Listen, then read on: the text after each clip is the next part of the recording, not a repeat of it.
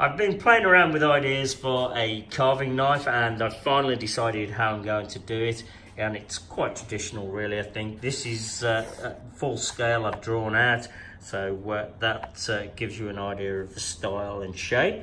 I'm going to make the blade out of a piece of car spring, and the tang will pass all the way through the handle. So this is the materials I'm going to use. This isn't the actual knife, I've just been playing around just to see how it would go. So I've made a handle, I've turned the tenon on the end of there, drilled a hole in the back of the bolster so I can epoxy that in there, and then obviously I'll have to shape the end for the tang to go through, and the same with the bolster.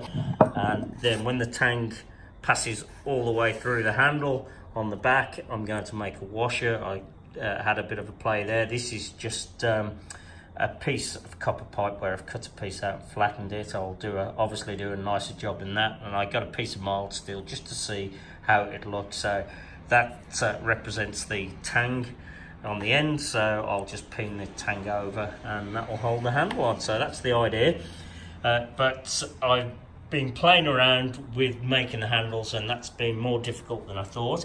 I could just make one by hand, but I wanted to use my handle making jig, and this is oval. Hopefully you can see that it's actually taller than what it is wide, not by much, but it is, and it feels better in the hand that way. So it was quite difficult to get it just right, and if you look at the drawing with a carving knife, it's actually tapered quite heavily, the handle, and the reason you do that is it acts as a stop, so it can't slip out the hand, it can't go backwards or it can't go forwards. You get a really good grip of it, so that's the reason why it's tapered so heavily both ways, and it looks quite nice as well.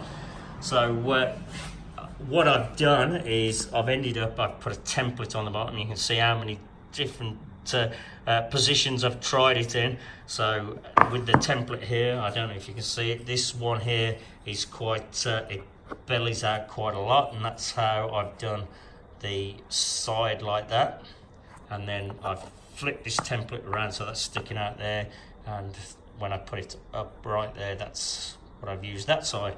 So anyway, I've made a real mess of this thing, even though it works. So I think I'm going to do a video and remake this and do a video of that, because I never did a video of it. I just showed it in a couple of videos. So I think I'll do that, and then I'll make the knife afterwards. And the other thing I've been playing with as well is I made a 5-sided a pentagonal handle, and I read somewhere, I can't remember where, or maybe somebody told me, I can't remember, that was supposed to be the perfect grip in the hand, and I always wanted to try it, so I have, and I can see what they're saying. It is a very good grip, and it does fit, and it's very comfortable. But there is one problem with it, for certain tools anyway.